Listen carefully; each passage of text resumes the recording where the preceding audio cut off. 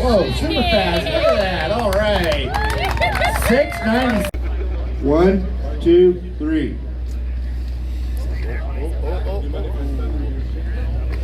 Oh, shit. All right, nice save. All right. I think you just got that thing pregnant, then. Holy shit. All right, 1191. Yeah, I think it might have been easier to go that way. Yeah, I chose that way because it looked like it might be a little more friendly. These rocks are solid, those are loose. Oh. The solid rocks and the loose Yeah, rocks. I agree. Yeah. It looked like there was more dirt on this side. And that's all loose rocks. Yeah, that looks like an ugly section right there. These clips are all from the 2019 KTM Adventure Rider Rally out of Breckenridge, Colorado. It was all part of the Ultimate Race event that was going on. That was part of the 790 Adventure launch that KTM was putting word out about at the time, and the competition was there was like I think 30 or 50 people could enter the overall event, and then 10 people progressed after the first day to get to the second day. And the trails were quite a lot harder the second day, so I was out there as one of the competitors in the 2018 event, out there helping KTM with pre-running the trails and setting up a special test and doing some stuff like that. So these videos are, a lot of it is from the pre-running and some of it is from actually riding sweep. So we basically rode the whole event twice the week of the Ultimate Race event. Pretty amazing riding around the Breckenridge area. Climbing some of these hills. Yeah, it's a 950 with 100 horsepower, but when you're at 13,000 feet of elevation, I don't think we were ever below 8,000 feet. The bikes were, and the riders were definitely struggling for air a bit. Most of the other guys who were from KTM and Scott up in front of me here in this part were on 790 Adventures, the kind of the latest thing now, 890 Adventure, new version of it. And those guys did some pretty crazy stuff on stock adventure bikes. My 950 has been modified a lot to work well for me. Those guys were all on stock bikes and they did awesome through all this stuff. And a lot of the guys competing in the Ultimate Race were on stock KTM adventure bikes too. All kinds of cool different terrain. You can see we're on some pretty good single track here up in the woods. It's not all this hard at the Adventure Rider rallies. Certainly they've got some group rides and things you can go on that are harder than others. And then this Ultimate Race trail stuff was the hardest of all of it. So they've really got something for all skill levels. There actually hasn't been an Adventure Rider rally now for a few years because of COVID. But hopefully we'll see one this year, which is now 2022. I've heard some things in some podcasts of them having something in the works this year.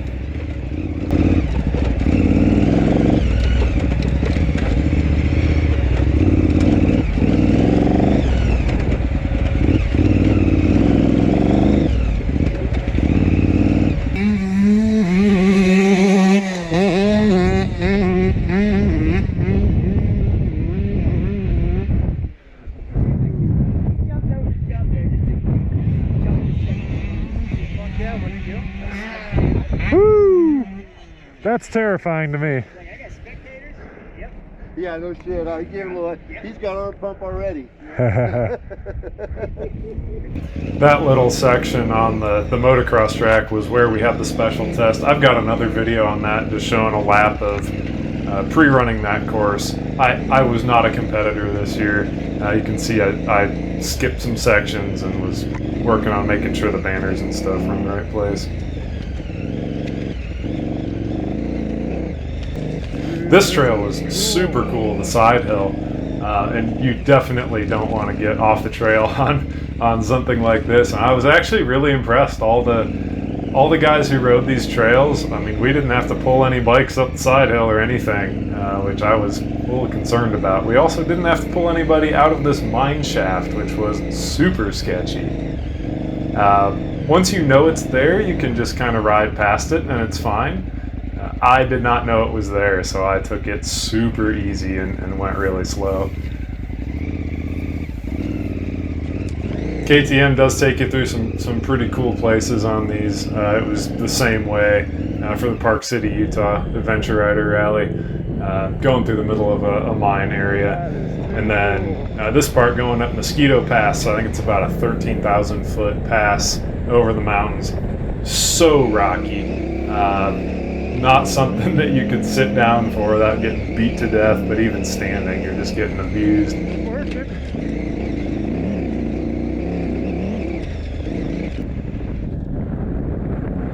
Of course, it shakes your bike to pieces, too.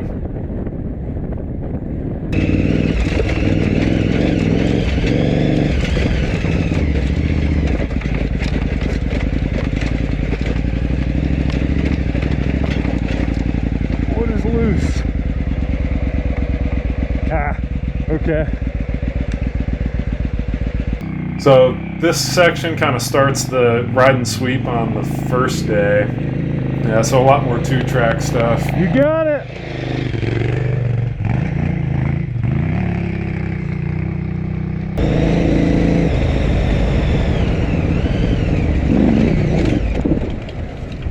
Oh.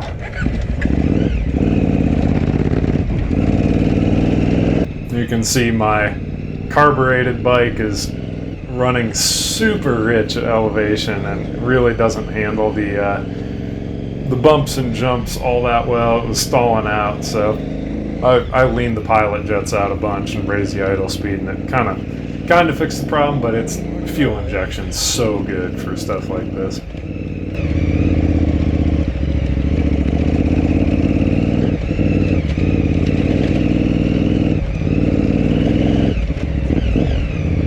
There's no way. This isn't right. Ironically, as sweep, we're following the same maps the competitors are, and we hadn't ridden this part when we were pre-running. We got lost a few times too. And then the tracks took us along. This was kind of, I don't know if it was an aqueduct or what you'd call it, but a man-made stream for sure, with a road on top of the levee. I guess it's still a levee if it's running down the whole length of the thing. I don't know, but like perfectly graded gravel road, super fun to blast down. And honestly, the whole Breckenridge area is just, I mean, it's amazing for adventure riding. I had no idea all this stuff was up here, but there's all kinds of trails up through the woods. And most of them are very, very adventure bikeable, like this stuff.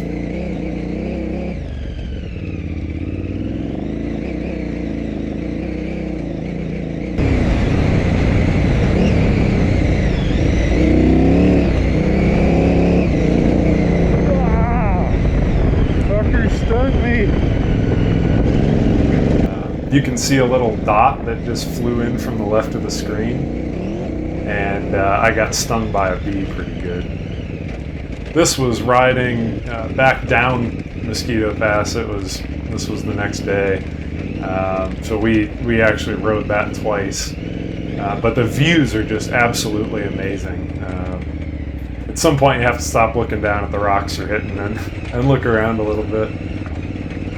And I love these trails through the woods, you know, water running down them. The nice thing about Colorado is it's all hardpack. It's so rocky, it didn't get trenched out. Like, if this was an Indiana trail, you'd be up to your foot pegs in mud.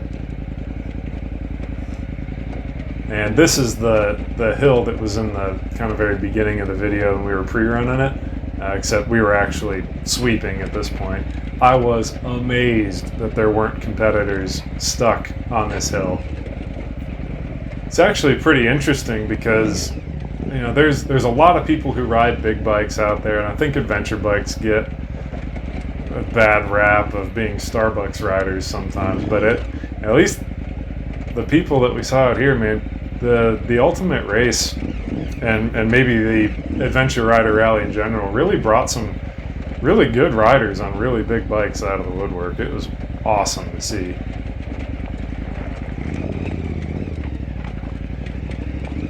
can hear my bike is just barely ticking over, and the whining noise is the fans. The bike probably had 85,000 miles on it at this point, and the fans, one of them, the bearing seized up shortly after this ride.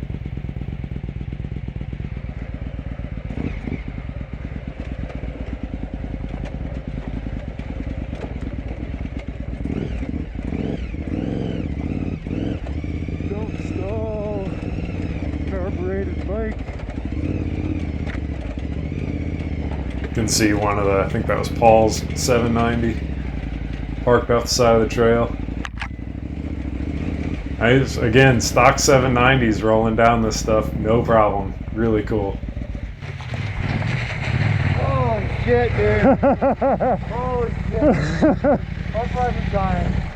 Hey, you made it down in one piece this time. I Good job. almost tucked it. Yeah. Almost. So close. Yep. Woo. I'm surprised there's no big bikes on that.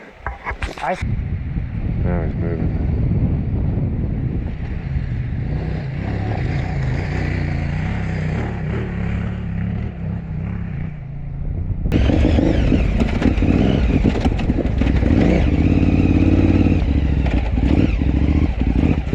Good power cycling.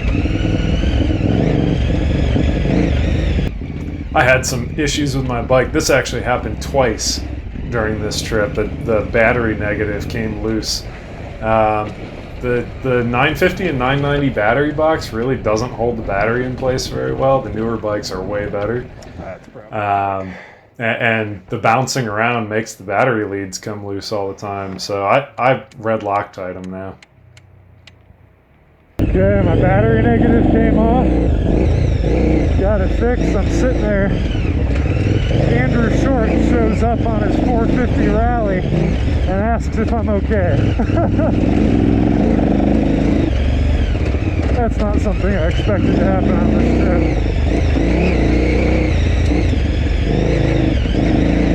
Not at all. It's freaking cool.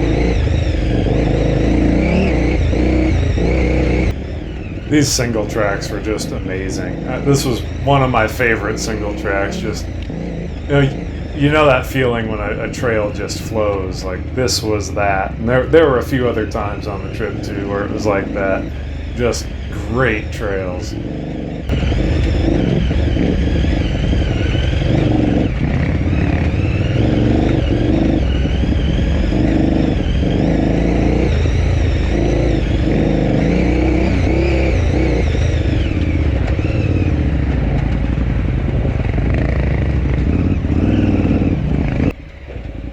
This was another one of those trails, and I know it's tight, but it's one of those things where I think this was a long single track, and you get used to the trees being real tight, plus this is what we ride in the Midwest all the time, and when it flows well and you just get into that kind of flow state, the trees stop mattering, and the bike's working well, you're confident over it and everything, and just awesome riding.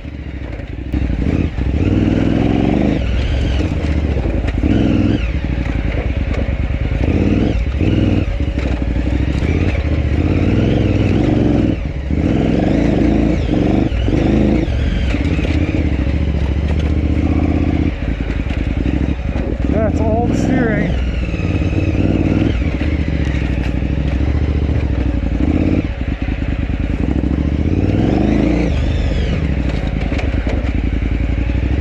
As is that. Woo.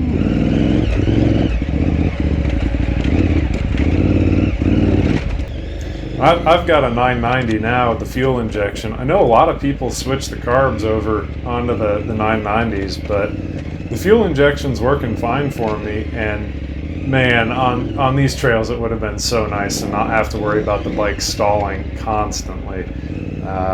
Every time you pull the clutch and you're kind of blipping the throttle, keeping it alive, because the bike just didn't have any oomph, and I wasn't about to pull the carbs off to really play with the jetting.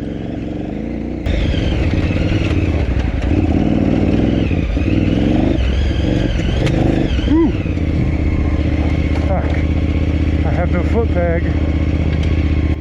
This was a great way to end the trip. Fortunately, this was like the end of the whole thing, so I pretty much rode on my right foot whenever I had to stand, and sat a bunch and made it back to the end. I'm glad it didn't happen earlier, but this is exactly why I don't run the rally pegs anymore. I've got the extended, long, KTM Power Parts rally pegs on the bike, stock length ones, all I run now, so I don't snag them, and it just pulled the clevis off the frame. So great event. Really hope KTM's got another Adventure Rider Rally in the works.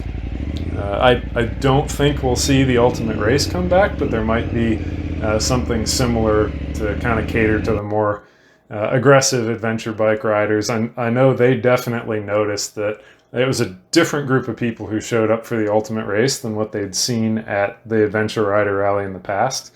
And with the whole KTM ready-to-race mentality, I think it would be really cool if they could continue to have at least a little subset section for people who really wanted to push their limits and the bike's limits, maybe beyond what the typical adventure rider would feel comfortable doing. So really cool, super stoked to have been a part of it.